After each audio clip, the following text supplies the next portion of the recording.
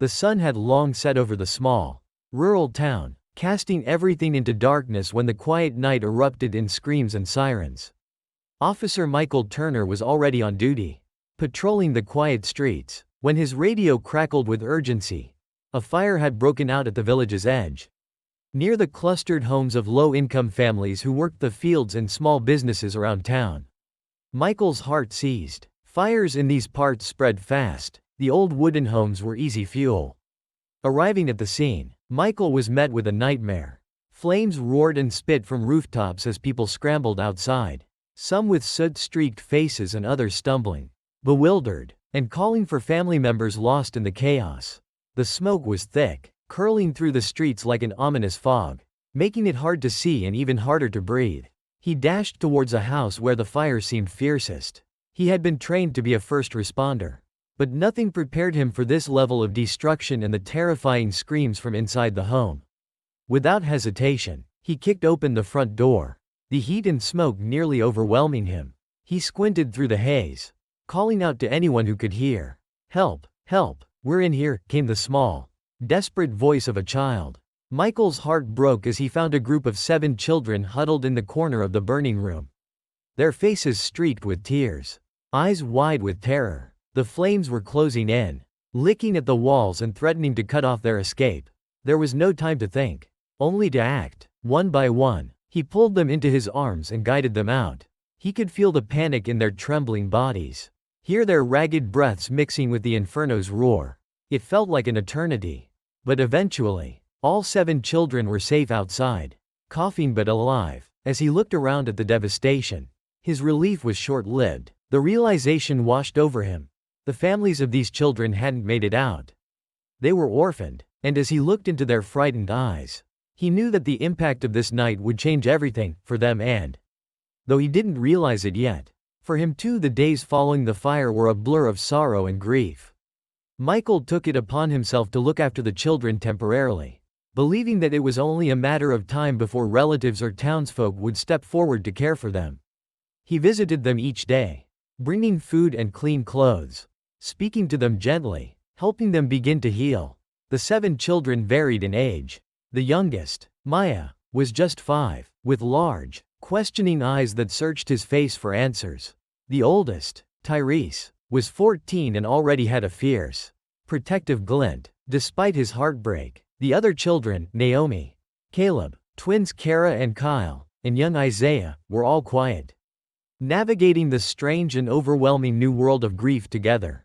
Every morning, Michael made calls to local adoption agencies, pleading for help, but day after day, the responses were the same. There are no families willing to take them, the social workers would tell him, sometimes with a note of discomfort, other times with a vague justification. Michael could hear the underlying message clearly. No one in town wanted to take in black children. He was shocked by the reactions of people he thought he knew well. People he believed would rally to help these innocent lives. They would shake their heads sadly, murmur words of sympathy, and then, with awkward glances, turn away. One night, Michael returned to his small house and sat at his kitchen table, a weight bearing down on him that he couldn't shake. He realized that if he let them go, those children would be scattered across the state, placed in impersonal institutions, or worse, in the unstable foster system. He could not let that happen. Michael made his decision the next morning. He went to see the children, still huddled together as they had been every day since the tragedy. They looked up at him with a mixture of hope and fear.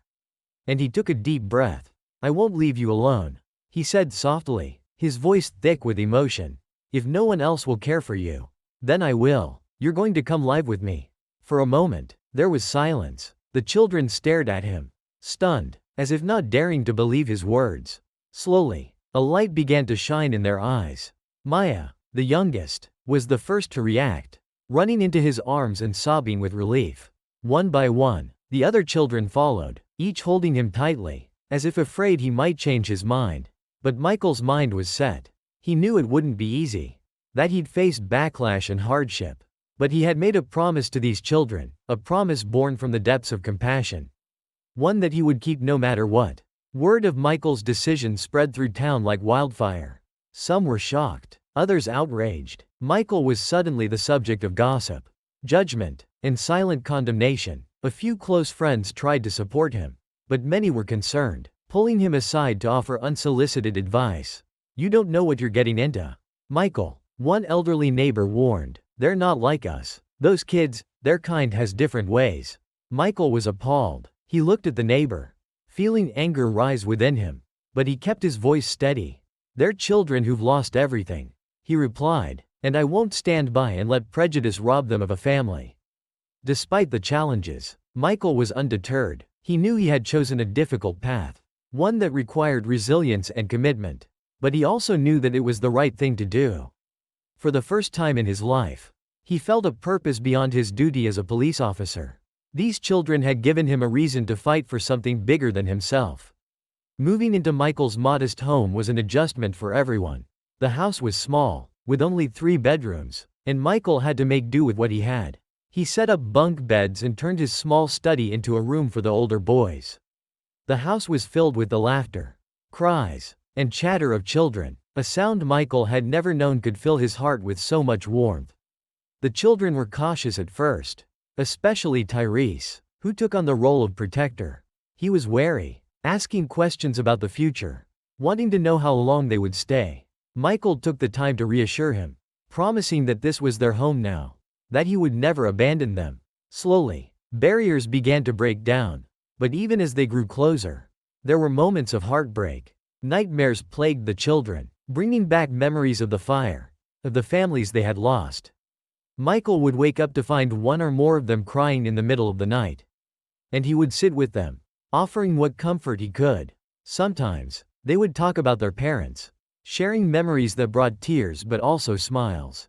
As the weeks passed, the children began to call him Dad, a title that filled Michael with both joy and a sense of heavy responsibility.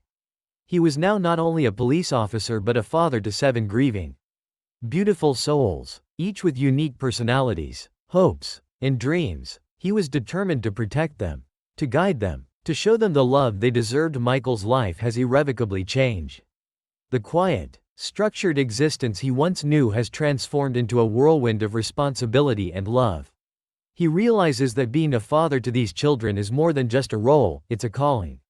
Against the odds, and despite the disapproval and prejudice he faces, Michael commits himself fully to being their protector, mentor, and family. This is the beginning of their journey together, a journey that will test the limits of love and resilience but will also show the world that family is not bound by blood or skin color, but by the love and sacrifice we are willing to make for each other. The night air was heavy, still, and thick with an unsettling silence as Officer Michael Turner drove his patrol car through the narrow streets of the village.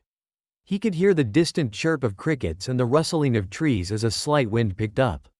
This was one of those nights when he could sense something was amiss. An inexplicable feeling that settled in his chest like a heavy weight. Suddenly, his radio crackled to life, interrupting the calm, and the dispatcher's voice was frantic. "All units, we have a structure fire reported at the west end of the village. Multiple homes affected. Immediate response required." Michael's heart lurched as he grabbed his radio and confirmed his location. The West End was where the town's poorest families lived. It was a cluster of old, tightly packed homes, some barely standing and vulnerable to the smallest spark.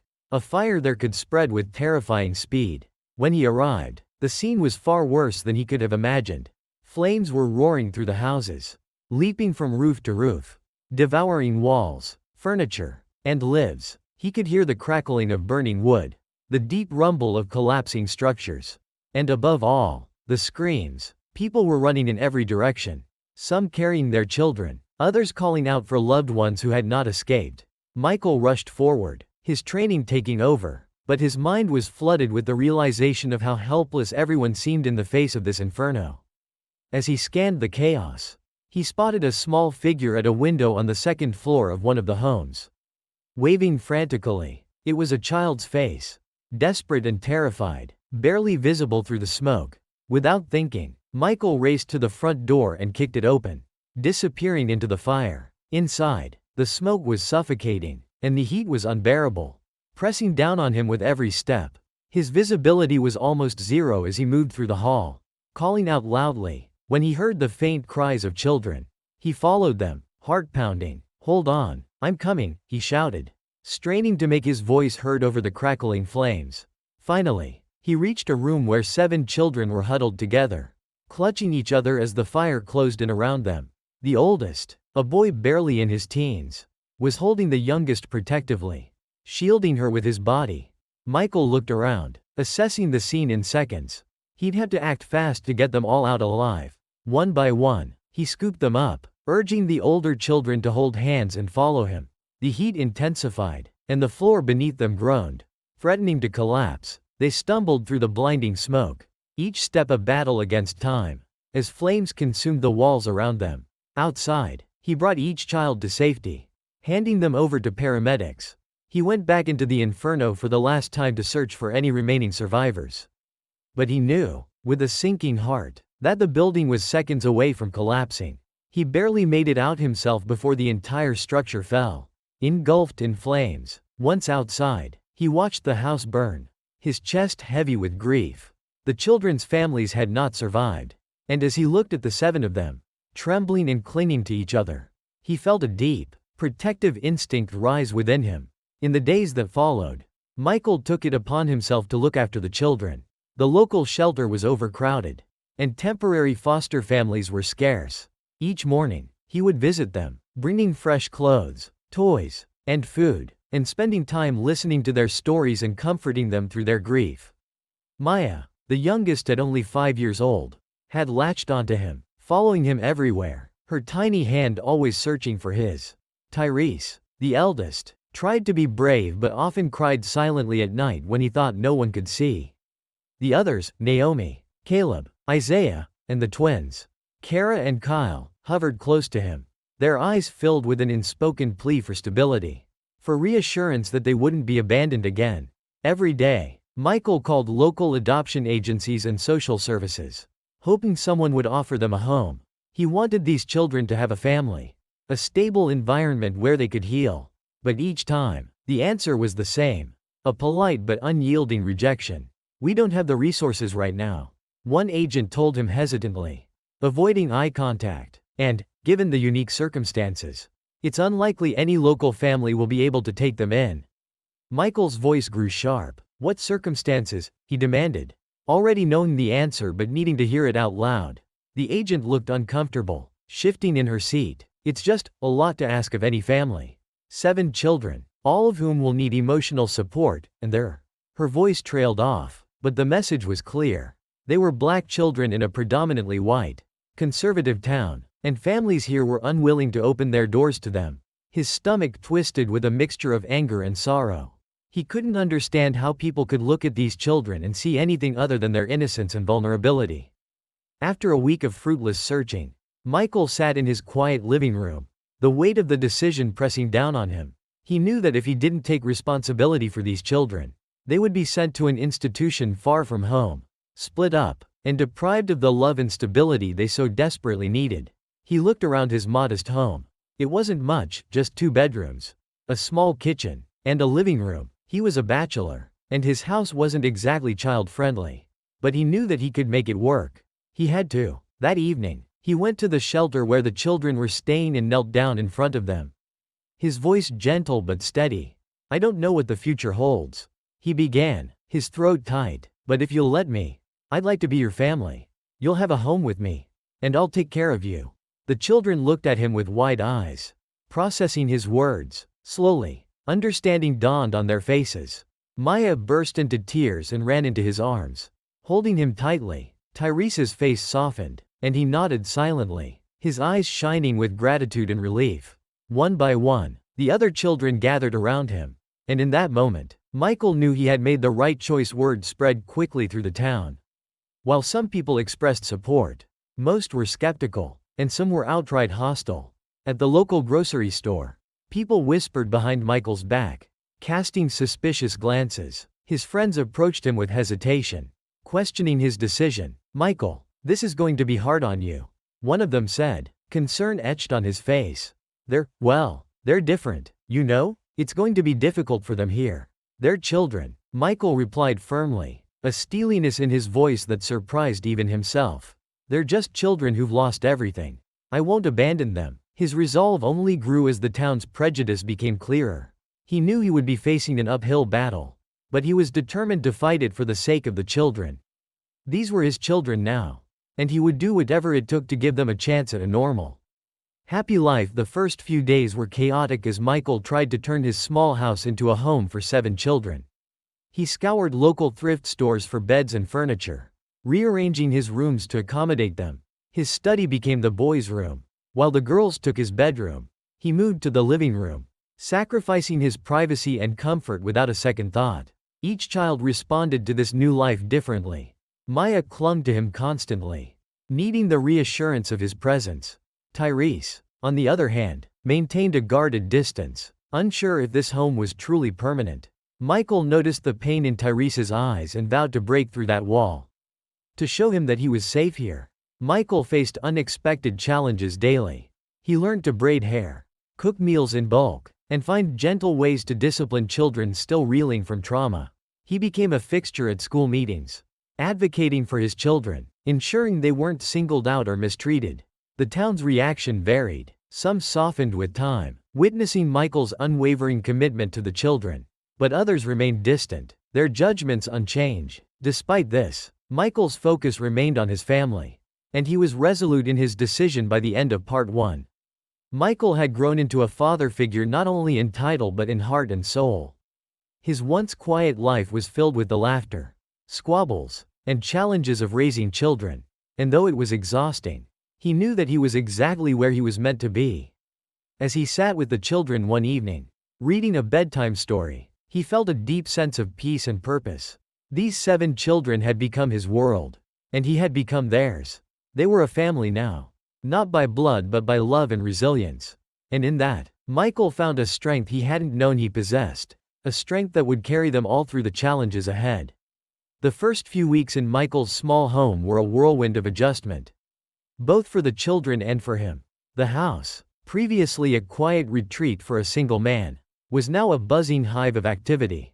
7 children meant endless chatter, laughter, tears, and, occasionally, outbursts. The space was tight, and tensions were high as everyone adjusted to this new life. Michael found himself learning quickly how to tie shoelaces, soothe nightmares, and answer endless questions about life, school, and their future. Each child had unique needs, different ways of coping with the trauma they had endured. Maya, the youngest, was quick to trust Michael and attached herself to him almost immediately. She followed him from room to room, holding his hand, her small fingers gripping him as if he were her lifeline. Tyrese, on the other hand, was guarded. He acted as the protector, trying to shield his younger siblings and hold himself together. Though Michael could see the pain in his eyes, Tyrese was slow to open up, choosing silence over conversation, his gaze often distant as if he were somewhere else. Michael sensed Tyrese's underlying struggle with loss and responsibility, and he resolved to earn the boy's trust. Naomi, Caleb, Isaiah, and the twins, Kara and Kyle, all had their own quirks and challenges. Naomi, often quiet, had a thoughtful gaze and an old soul's wisdom, while Caleb displayed an infectious optimism, trying to make his siblings laugh even on the hardest days. Isaiah, just a year younger than Tyrese, was quiet and observant, always watching, as though he were still wary of trusting their new life. Kara and Kyle, the youngest twins, were inseparable, finding solace in each other amidst the upheaval. The outside world was not always kind. Though Michael's friends had grown used to seeing him with the children, the community as a whole was less accepting. The kids faced stares and whispers at school. Some parents, uncomfortable with the sight of Michael, a white man raising black children, kept their distance, their judgment thinly veiled. One day, Michael received a call from the principal of the children's school, who informed him that Tyrese had been involved in an altercation.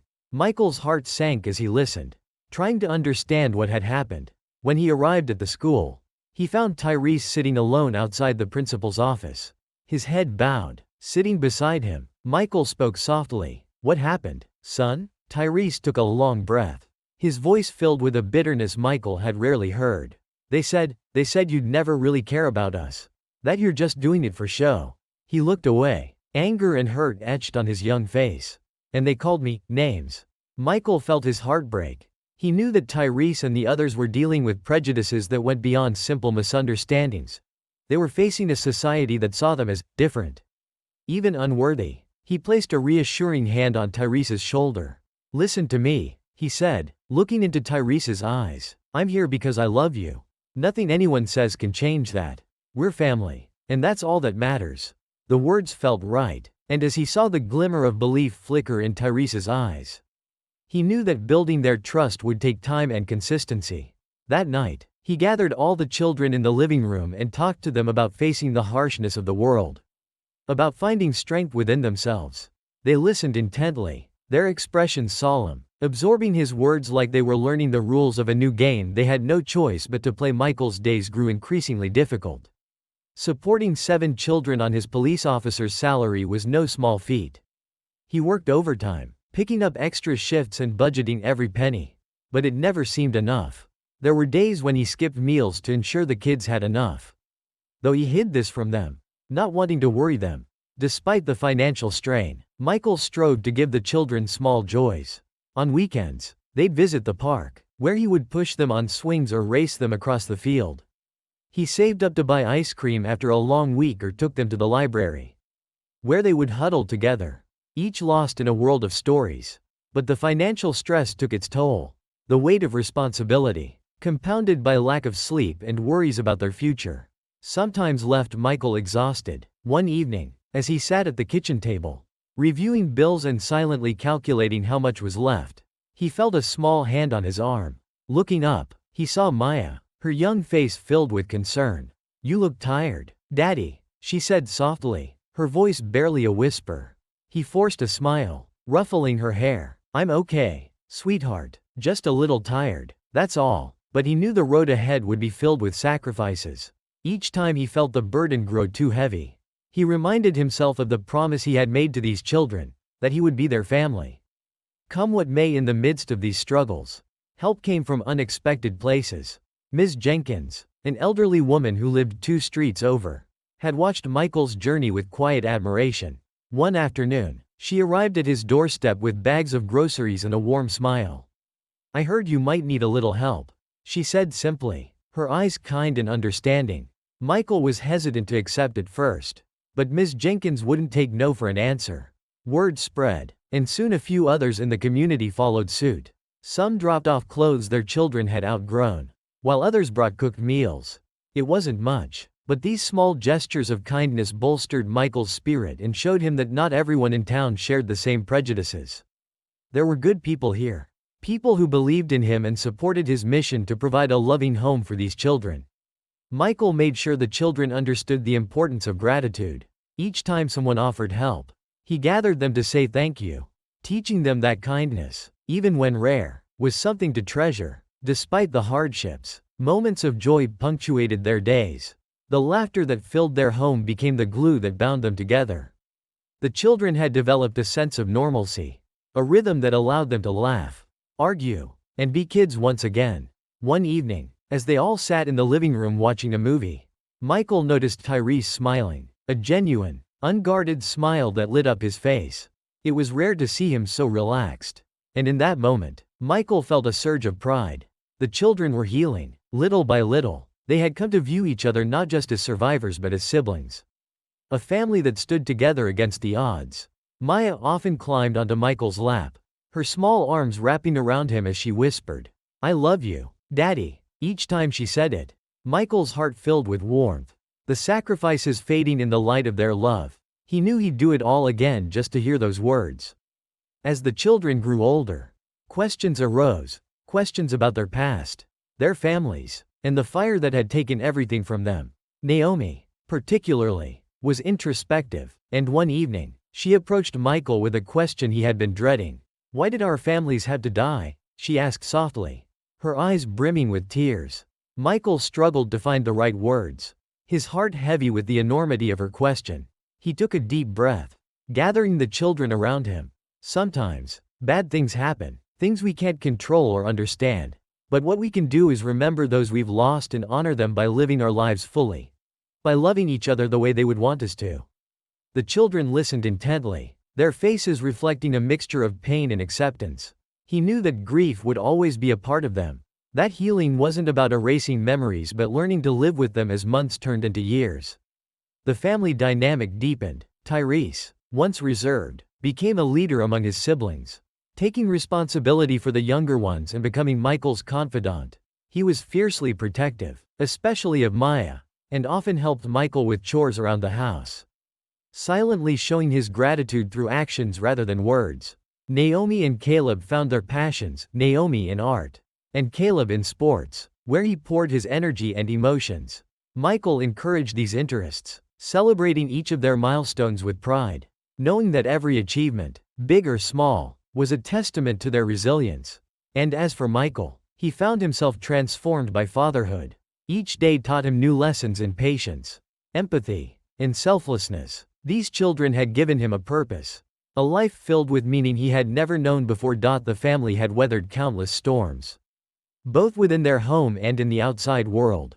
They had built a life together, facing prejudice, financial struggles, and personal grief with unwavering strength. Each child had grown, blossoming under Michael's love and protection, and together, they formed a bond that transcended blood or race.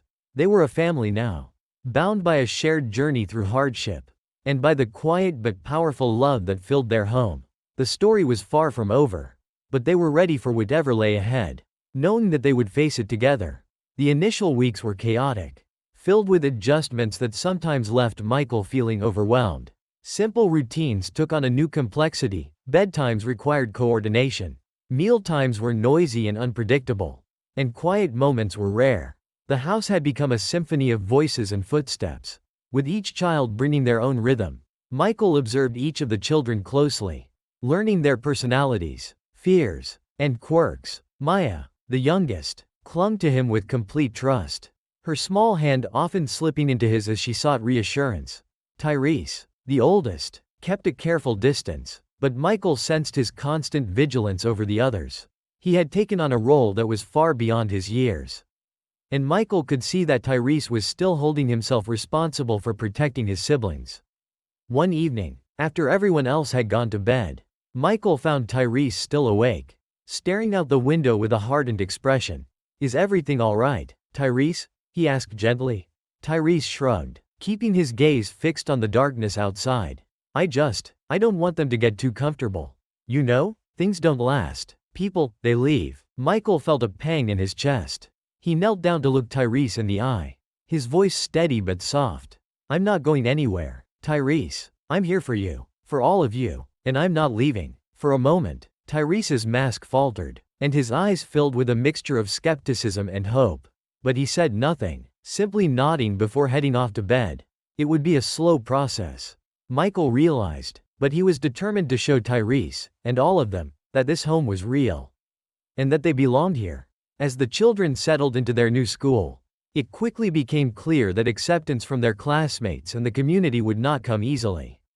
Naomi was the first to experience this. After school one day, she came home in tears, her face streaked with frustration and sadness. "They said I don't belong here. That I'm just a charity case," she choked out, clutching Michael's hand. Michael's heart twisted, and he pulled her into a comforting hug. He knew the words were rooted in the prejudice and small-mindedness of those who hadn't seen the family he was trying to build. But seeing Naomi's pain brought his own feelings of helplessness and anger to the surface. That evening, he gathered all the children in the living room and spoke to them about the world's injustices. "Sometimes, people say things that hurt because they don't understand or because they're afraid of what's different. But you are strong, each and every one of you. And no matter what anyone else says, you belong here, with me, and with each other." The children listened in silence, each absorbing his words in their own way. Tyrese, who had been sitting with his arms crossed, looked down, his face softening. Michael knew they couldn't be shielded from everything, but he hoped that, together, they could find a way to face the world's prejudice with courage. Supporting 7 children on a police officer's salary was a constant struggle. Michael was used to living frugally, but even he couldn't have predicted the costs associated with raising a large family. He worked extra shifts, skipped meals, and cut out every unnecessary expense. But every week, new needs arose, from school supplies to medical bills. Despite the financial strain, Michael tried to create moments of joy for the children. One Saturday, he took them to the local park with a picnic he had prepared. As they ran around the playground, their laughter ringing out, he felt a deep sense of contentment. At one point, Maya ran over to him, her face flushed and eyes bright. "Daddy, look, I climbed all the way to the top," she exclaimed, pointing to the jungle gym. He smiled, lifting her up into a playful twirl. "You're getting so strong, Maya. Soon you'll be climbing mountains." These small, precious moments reminded him of why he made the sacrifices he did. Though they didn't have much, he was determined to give them as many memories as he could. Hoping they would feel loved and cherished, though many in town continued to view his family with suspicion. Michael was fortunate to find a few allies who saw beyond appearances. Ms. Jenkins, a retired teacher, became one of their strongest supporters. She brought over bags of groceries every few weeks. And sometimes, she would take the children for a few hours to give Michael a break.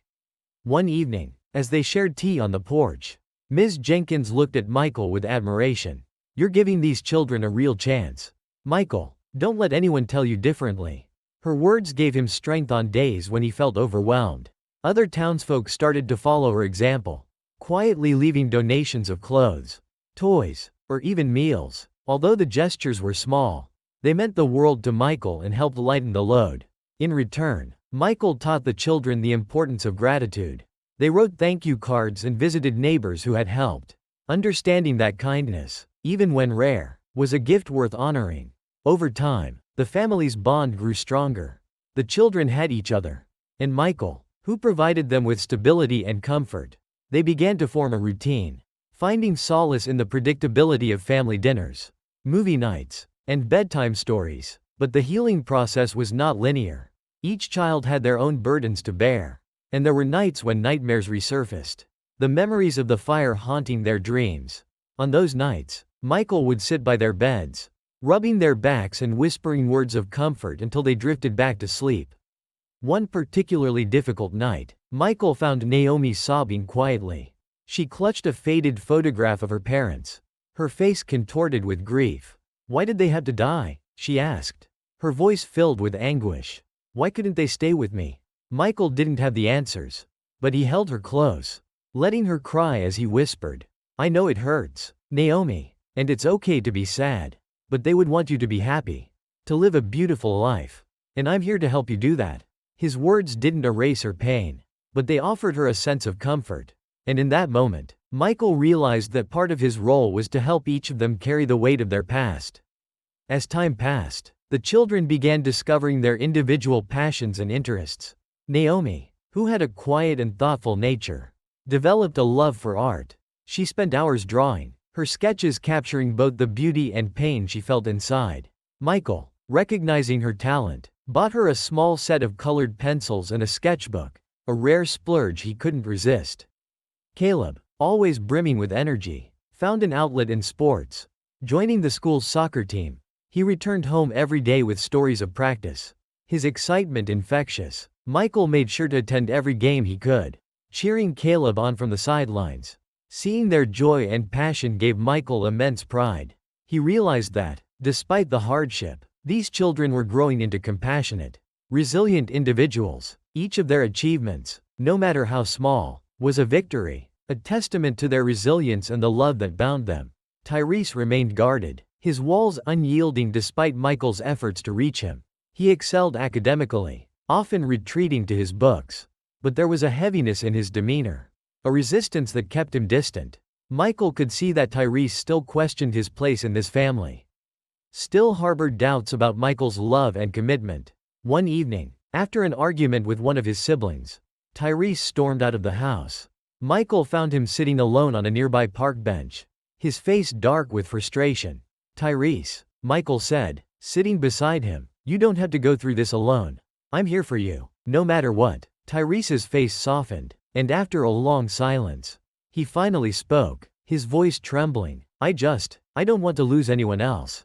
Okay? It's hard to believe in something when you're afraid it'll be taken away." Michael placed a reassuring hand on his shoulder. "I understand, and I can't promise that life will always be easy. But I can promise that I'll do everything I can to be here for you, for all of you." For the first time, Tyrese looked at Michael with something close to acceptance. It was a small step, but one that signaled the beginning of a deeper trust. Michael knew it would be a journey, but he was ready to walk it with Tyrese. No matter how long it took as the years passed, Michael and the children formed traditions that strengthened their bond. They celebrated birthdays with homemade cakes and laughter, each child getting a special day devoted just to them. Holidays were filled with joy, their home decorated with handmade ornaments and filled with the aroma of Michael's cooking. One Christmas, Michael surprised them with a small tree, decorated with ornaments they had made together. As they gathered around to exchange gifts, Michael felt a profound sense of contentment. They were a family now, not bound by blood but by love. And that was all that mattered.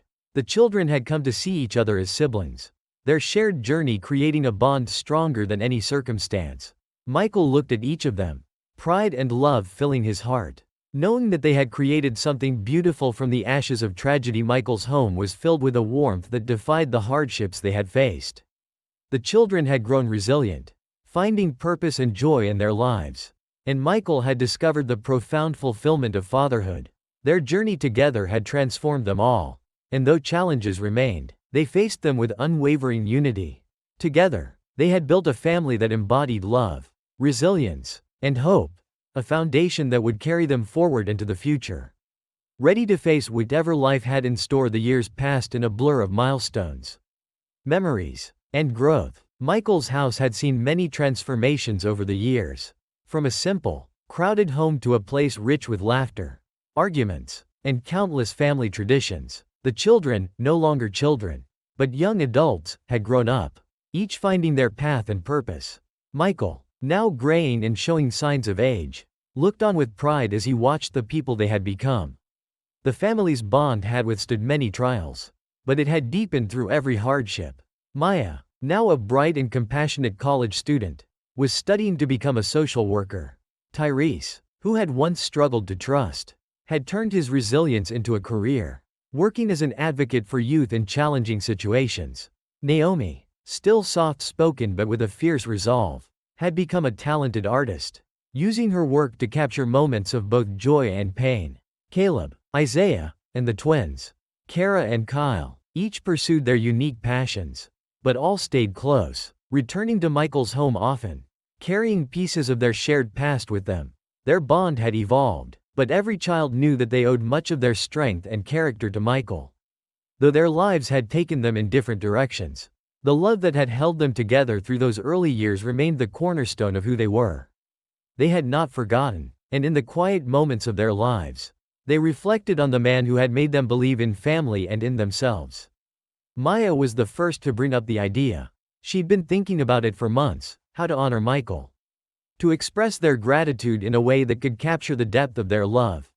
She gathered her siblings, sharing her plan in hushed tones and receiving enthusiastic support from each of them. Tyrese, ever the leader, took on the task of organizing the details, making sure every aspect of their tribute was perfect. As the day approached, they kept their plan a secret, knowing that Michael, ever humble, would try to downplay his impact on their lives. They coordinated with friends, family, and the few townsfolk who had supported them through the years, inviting them to a small celebration at a local community center.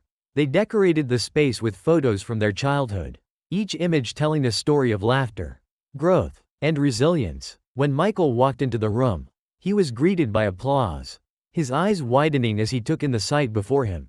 His heart swelled as he saw his children, all of them there, standing side by side, looking at him with love and pride. Tyrese stepped forward, speaking on behalf of the family. "Dad," he began, his voice steady but filled with emotion, "we wanted to do this for you because we realized that we don't say, thank you, nearly enough. You changed our lives in ways we can never repay. But tonight, we want to try." As Tyrese spoke, Michael's eyes filled with tears. He looked at each of his children, now grown, and felt a wave of memories, a lifetime of moments that had led to this one. He was overwhelmed by their gratitude. But more than that, he was overwhelmed by the love that radiated from them. One by one, each child stepped forward, sharing personal stories about Michael and the impact he had on their lives. Maya spoke first, her voice soft but steady. "When I was little, I used to feel like I didn't belong anywhere," she began, her eyes meeting Michael's. But you, Dad, you gave me a home. You taught me that family is more than blood. I'm studying to be a social worker because I want to help others find the same sense of belonging you gave me. Naomi, ever thoughtful, shared a story from her early teen years. Dad, I remember when I first showed you my drawings. You looked at them like they were treasures. Even though I was just a kid, you believed in me when I didn't believe in myself. And that's why I became an artist. To capture what words can't always say. Caleb, who had always been the family's optimist, spoke next. You taught me that laughter can heal. Even when life is hard. You came to every game, every small achievement, and you made me feel like I could do anything. That's why I coach now. I want to pass on that belief in others. Just like you did for me. As each of his children spoke, Michael's heart swelled with pride and gratitude. Their words were a testament to the life they had built together. A life shaped by love, struggle, and shared memories. He could see pieces of himself in each of them. Reflections of the values he had tried so hard to instill. When Tyrese's turn came, the room fell silent. He had been the one to resist Michael's love the longest. Struggling to trust, to believe that Michael wouldn't leave them. But over time, he had come to see Michael as more than a father. He was the foundation on which Tyrese had rebuilt his life. Dad, Tyrese began, his voice thick with emotion. You know I wasn't easy. I didn't trust you, and I didn't want to believe that someone could care about us just because. But you never gave up on me. You showed me that I was worth loving, even when I didn't feel that way. You taught me to believe in people, to see the good, and for that, I owe you everything. He paused, glancing around the room at his siblings and then back at Michael. I became an advocate for kids who grew up like we did because I want to be the kind of person you were for us. Someone who doesn't give up, who sees the potential in everyone. Michael felt tears slipping down his cheeks as he listened to Tyrese's words. They were a family, bonded not by blood, but by the trials and triumphs they had shared. In that moment, he realized that the journey they had taken together had changed them all. After the children spoke, Michael was invited to share his thoughts. Overwhelmed with emotion, he struggled to find the words to express the depth of his feelings. 15 years ago, I made a decision to take you in, not knowing what the future would hold. He began, his voice wavering. I had no idea what I was doing. I just knew that you needed someone. And somehow, that someone turned out to be me. But over the years, I realized that you all gave me something too. You gave me a purpose, a family, a reason to be better. He looked at each of his children, his heart brimming with pride. You've taught me more than I could ever teach you. You've shown me resilience, kindness, and the power of love. Watching each of you grow, seeing you become the people you are today, has been the greatest honor of my life. The room was silent as Michael spoke, his words hanging in the air, a testament to the life they had built together. He knew that they were all bound by the experiences they had shared. That their love was a legacy that would continue long after he was gone. As the evening continued, the family celebrated not only Michael's impact but also the strength of their bond.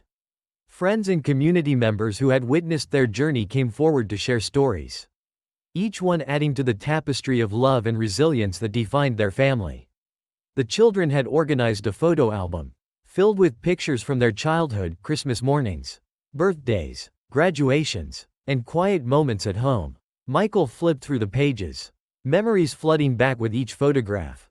He could see the progression of their lives, from scared children to confident adults. And he knew that he had played a part in helping them find their way. Near the end of the night, Maya presented him with a gift, a small, engraved plaque that read, "To the Father who gave us a life, a family, and the courage to be ourselves.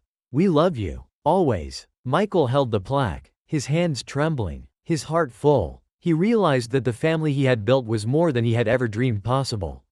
They were his legacy, a testament to the power of love and resilience. Proof that family was not bound by blood, but by the willingness to stand by each other, no matter the cost. As the night drew to a close, Michael and his children stood together, looking out at the community that had become their home. They knew that their journey was far from over, that life would continue to present challenges, but they also knew that they would face them together, strengthened by the love and support they had built. The children each had their own lives, their own dreams, but they would always return to the foundation that Michael had given them. And Michael, now nearing the end of his career, felt a deep sense of peace. He had done what he had set out to do. He had created a family. A legacy that would carry on long after he was gone.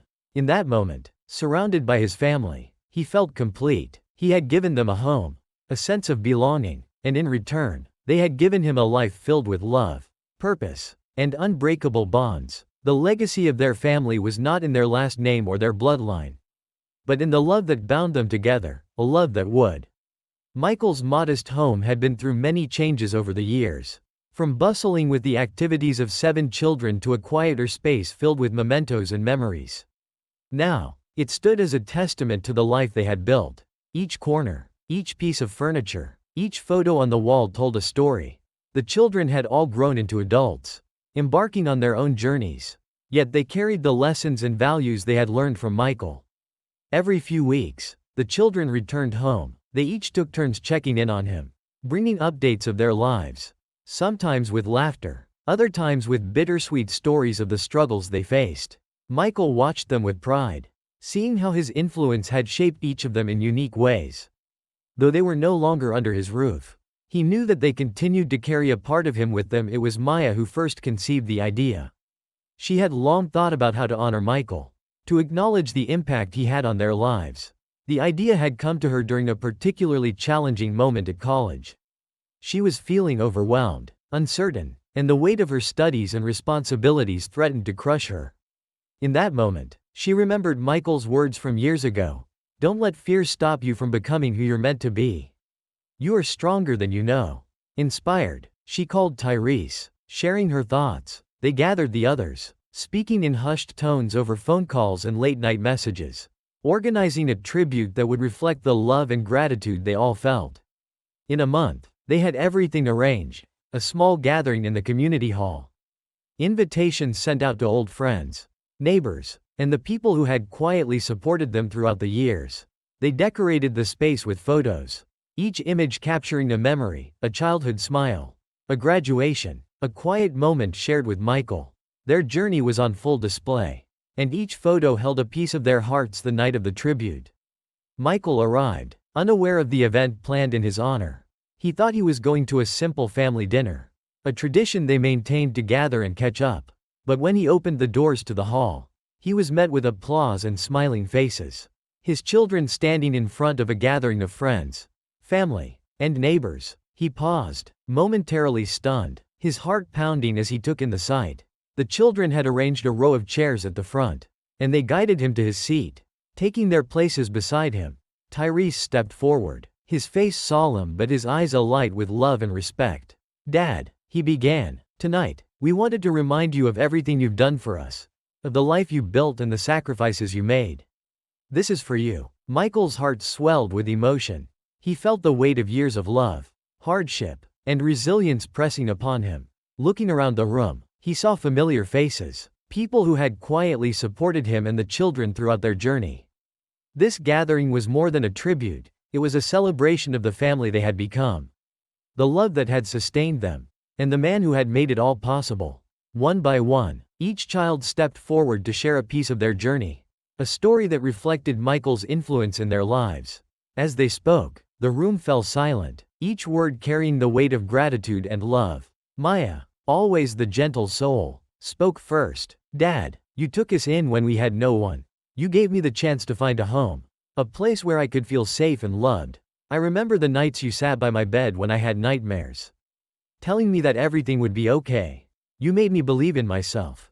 And that's why I chose to become a social worker. I want to help others feel the same security you gave me. Tyrese, who had once resisted Michael's love the hardest, was next. He took a deep breath, his voice steady but filled with emotion. Dad, I didn't make it easy on you. I didn't believe that love could be real, or that it would last. But you never gave up on me.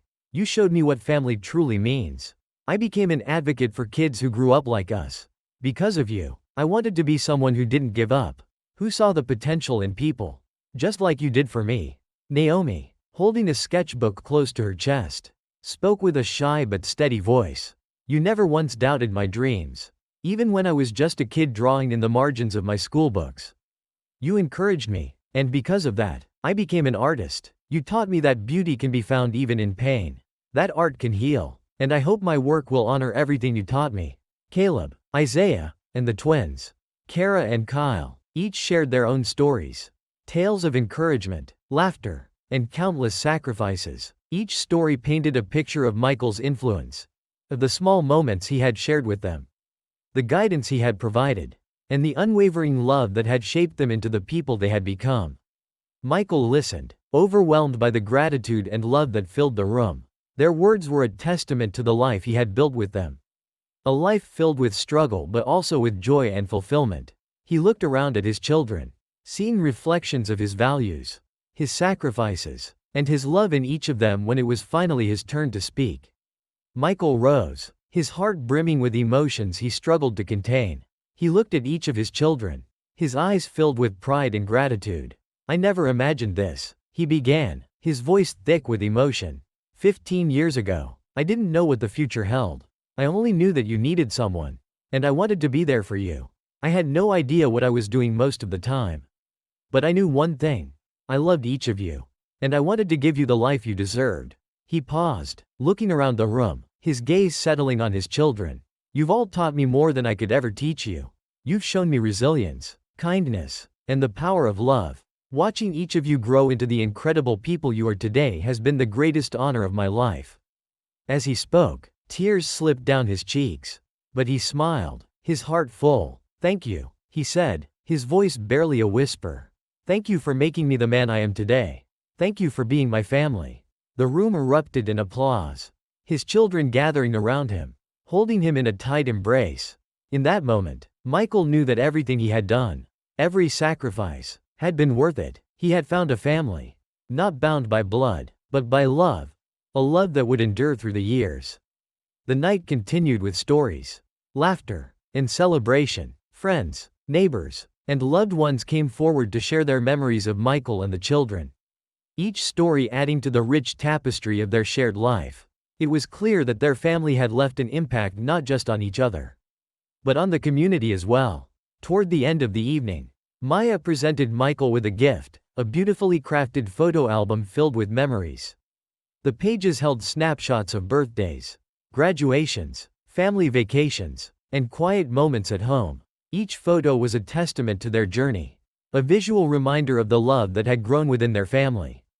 As Michael flipped through the album, he felt a deep sense of peace. He had given them a life, a family, a foundation that would carry them through whatever challenges lay ahead. He knew that even when he was no longer with them, his love would endure, passed down through the values he had instilled in them.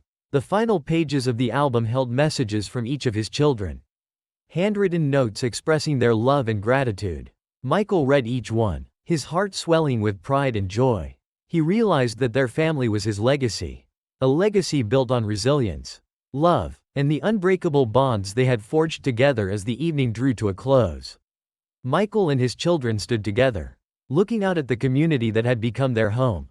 They knew that their journey would continue, that life would bring new challenges, but they also knew that they would face them together, strengthened by the love and support they had built. The children each had their own dreams and paths to follow, but they would always carry a piece of Michael with them. And Michael, watching them, felt a profound sense of fulfillment. He had done what he had set out to do. He had created a family, a life filled with love, purpose, and meaning. In the quiet moments that followed, the family gathered close, holding hands and sharing a moment of silence. They didn't need words. The bond they shared was deeper than language, an unspoken understanding that they would always be there for each other. This was their legacy, a family forged through adversity, bound by love, and strengthened by every challenge they had faced together. Michael knew that this was the gift he had given them, a gift that would carry on for generations, a testament to the enduring power of love. As they left the community hall, stepping into the quiet night, Michael felt a sense of peace he hadn't known before. They walked together, side by side, a family bound not by blood, but by the journey they had shared, ready to face whatever the future held, together.